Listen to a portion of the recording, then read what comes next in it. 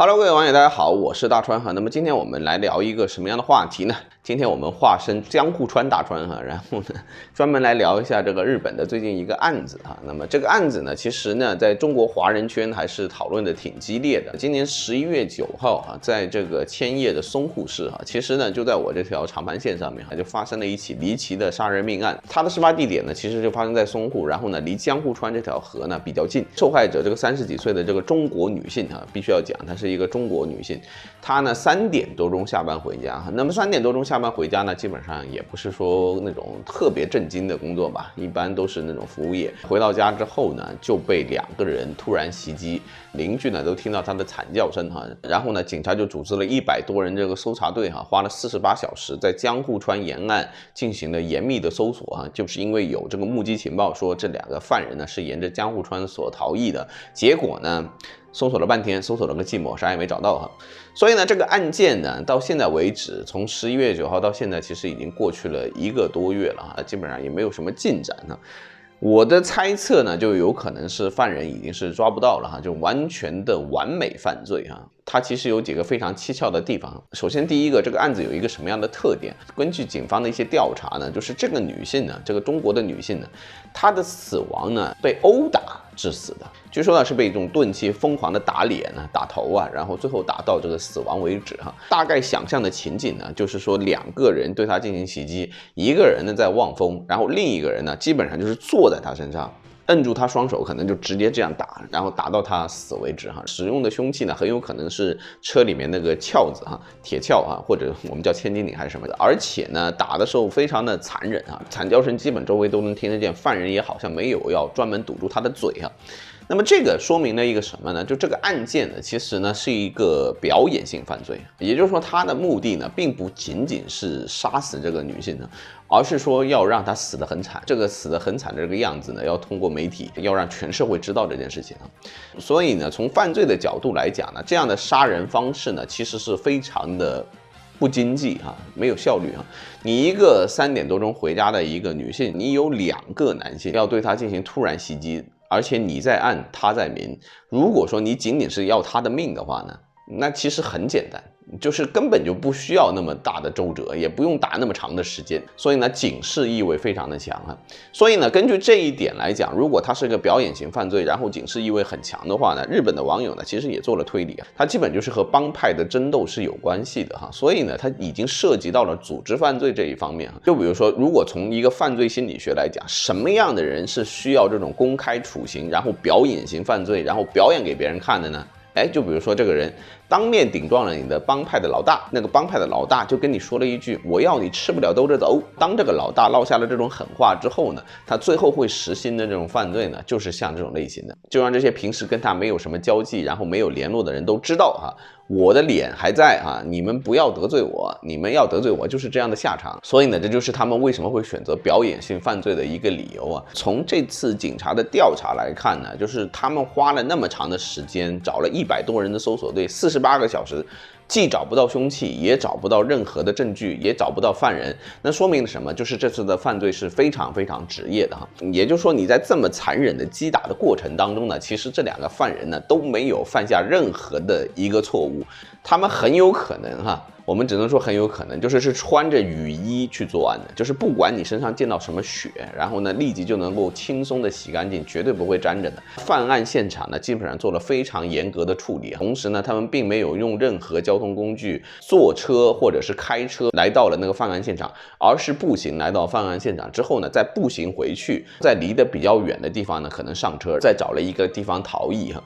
那么这样的手法呢，基本上我们可以说从头到脚呢都是一种非常完美的策划。我们讲犯罪呢，其实基本上有3种犯罪哈。第一种呢叫做激情犯罪哈，就是说你当时呢特别的激动，一下子呢就把对方给搞死了或者咋地。你激情过去之后呢，你会很冷静，这个时候呢你就会开始处理现场啊。第2种呢叫做计划犯罪，就是计划杀人，他就一开始呢就模拟了好多遍，然后呢就想好了我应该这么做，到现场的时候呢就按照自己的计划来实行。但是呢这种计划犯罪的最大问题呢，就是说计划一旦实施呢，基本上和现实是有偏差的，你反而会变得很激动，反而会变得忘记处理了一些事情。最典型的例子就是那个陈世峰刺杀江歌案这么一个案子啊。那么陈世峰呢要杀人之前呢，其实做了非常严密的计划，但是呢到最后呢等他把这个江哥刺死之后呢，他才开始落荒而逃，把那个刀啊也留在了现场。本来是打算坐电车回去的，身上也没带现金。结果呢，因为太慌乱了，然后叫了个的士，然后叫了的士之后呢，又发现自己没有钱，把自己开到一个便利店，然后他从便利店里面取了钱，然后给了的士司机。所以呢，这个陈世峰这个就是很典型的一个计划犯罪哈。那么激情犯罪和计划犯罪呢，基本上都是有破绽的，因为你很多时候呢，这个都是一个人的行为啊。第三种呢叫做组织犯罪，那么组织犯罪呢，基本上就是很有可能会接近完美犯罪，基本上就是抓不到人的哈。我们就比如说这件案件的一个特殊的地方就在于，它是由2个人来进行行动的，有一个人呢基本上没有做任何的暴力行为，也就只有一个大个子的一个人在那里击打这个女性，那个小个子呢基本上没有动手。这个小个子主要是干什么呢？就是在看有没有留下证据，随时处理现场，导致呢这个警察根本找不到任何的蛛丝马迹。同时呢，这个大个子就是那个能够起点输出的那个男性呢，他呢肯定是已经干过很多回这种事情了，因为呢你会有一种心理波动嘛，你做这种事情，一个女的你把她骑在身下，然后就这样打，活活打死，然后你这个人没有任何的心理反应是不正常的，正常来说是不正常的。但是呢，有些人他不是第一次干了，所以他就会特别稳定。所以呢，这2个人呢，基本上都是职业杀手。因为是职业杀手之后呢，其实呢你也不知道他逃到哪里去了。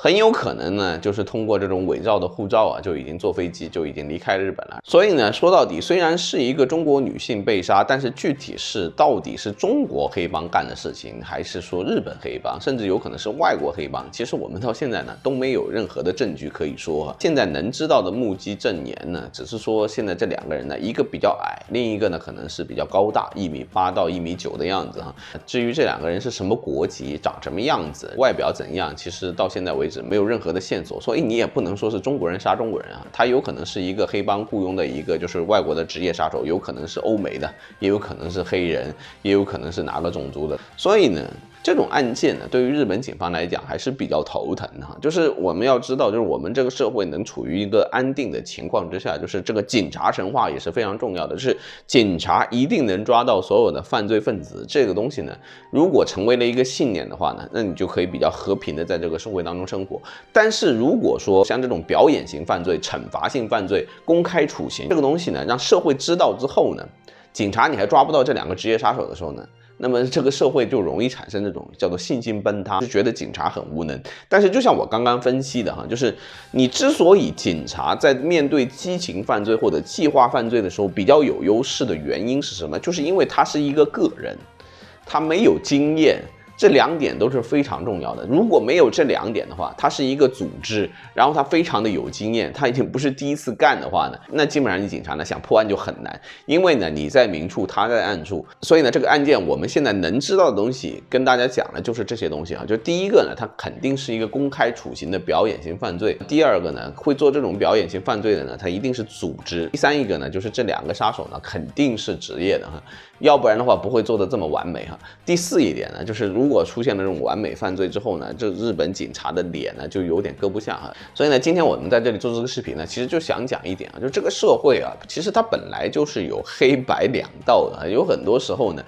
黑道现在进化的那个程度啊，其实远超你的想象哈。你不要觉得就是坏人一定会被抓到，警察叔叔一定是正义万岁。实际上呢，有很多的这个凶杀案呢，其实警察是处理不了的。但这个案子呢，为什么会引发舆论呢？其实主要是因为它是公开处刑，它是表演型犯罪，所以它暴露出来。但是呢，日本还会有很多案件，其实呢，就是说它没有暴露出来，有些人不明不白的就死了。所以呢，还是奉劝大家小心一点。有的时候你就不要把这个社会想得太善良，有的时候呢，它确实挺阴暗的，你尽量不要去随便得罪那些黑道的人，免得给人家公开起脸羞辱哈。就像这个就是字面意思的公开起脸，活活打死哈。好吧，那么今天我们这个视频呢就做到这里，谢谢大家，我们下期再见，拜拜。